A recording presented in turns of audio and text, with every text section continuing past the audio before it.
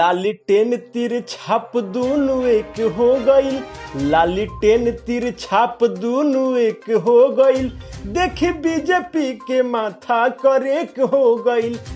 जी अहिरान स्टार कहाए वाला टुनटुन यादव जी महागठबंधन के सरकार बनला पर एगो गीत गोले बरन जौन गीत काफी खलबली मचा दिले बा। जी हाँ, हम खबर विस्तार से बताई ओकरा से पहले एगो छोटा सा आग्रह करतनी कि रउरा सबे फटाफट भोजपुरी स्पीड न्यूज के यूट्यूब चैनल के अभी तक सब्सक्राइब नहीं कैले तो फटाफट सब्सक्राइब कर दी, बगल में बेल आइकन दबा दी और साथ ही साथ ये वीडियो के लाइक कर दी। काहे कि सबसे पहले कौन भी भोजपुरी के अपडेट हो रहा भोजपुरी स्पीड न्यूज के यूट्यूब चैनल के माध्यम से ही देखे सुने के मिलेला।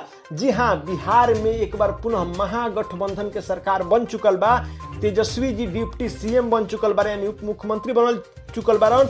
उहवे नीतीश कुमार जी पुनः एक बार मुख्यमंत्री बनल बड़न। जी हाँ, नीतीश कुमार जी 8वां बार मुख्यमंत्री के रूप में शपथ ले बड़न।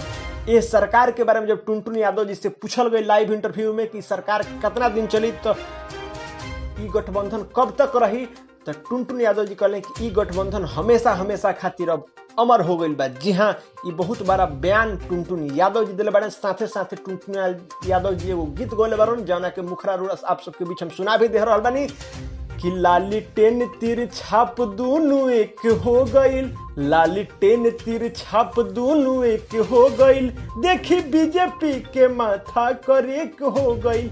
जी हाँ, ये गीत बहुत जल्दी टुनटुन यादव जी के रिलीज भी होके वाला बा। जी हाँ, रोड से के वीडियो कैसन लागल कमेंट बॉक्स में आप राय जरूर रखें, साथे साथे दोस्त यार में शेयर करें, हर चीज ना भूलें। नमस्कार, प्रणाम, जय हिंद, जय भोजपुरी।